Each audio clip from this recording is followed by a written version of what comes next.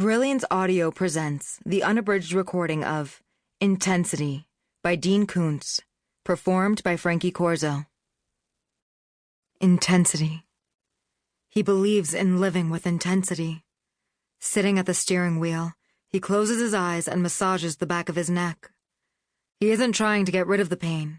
It came on its own, and it will leave him naturally in time. He never takes Tylenol or other crap like that. What he's trying to do is enjoy the pain as fully as possible. With his fingertips, he finds an especially sore spot just to the left of the third cervical vertebrae, and he presses on it until the pain causes faint sprays of twinkly white and gray lights in the blackness behind his eyelids, like distant fireworks in a world without color. Very nice. Pain is merely a part of life. By embracing it, one can find surprising satisfaction in suffering. More important, getting in touch with his own pain makes it easier for him to take pleasure in the pain of others. 2 vertebrae farther down, he locates an even more sensitive point of inflamed tendon or muscle, a wonderful little button buried in the flesh which, when pressed, causes pain to shoot all the way across his shoulder and down his trapezius. At first, he works the spot with a lover's tender touch, groaning softly. Then he attacks it vigorously until the sweet agony makes him suck air between his clenched teeth. Intensity. He does not expect to live forever. His time in this body is finite and precious, and therefore must not be wasted. He does not believe in reincarnation, or in any of the standard promises of an afterlife that are sold by the world's great religions, although at times he senses that he is approaching a revelation of tremendous importance. He is willing to contemplate the possibility that the immortal soul exists, and that his own spirit may one day be exalted.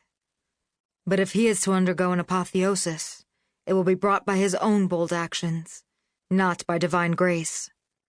If he, in fact, becomes a god, the transformation will occur because he has already chosen to live like a god, without fear, without remorse, without limits, with all his senses fiercely sharpened.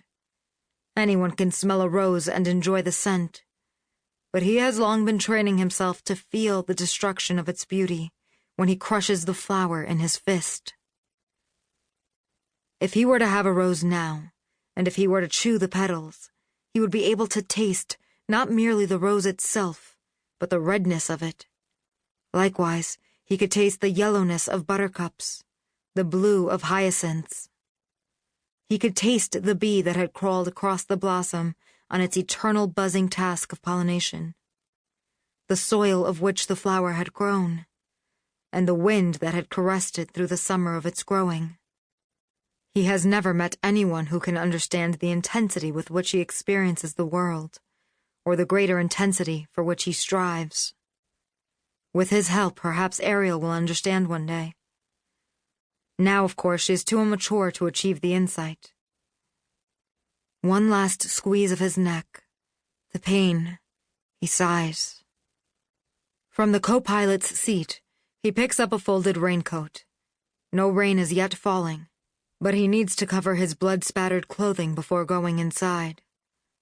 He could have changed into clean clothes prior to leaving the Templeton house, but he enjoys wearing these. The patina excites him. He gets out of the driver's seat, stands behind it, and pulls on the coat. He washed his hands in the kitchen sink at the Templeton house, though he would have preferred to leave them stained too. While he can conceal his clothes under a raincoat, hiding his hands is not as easy.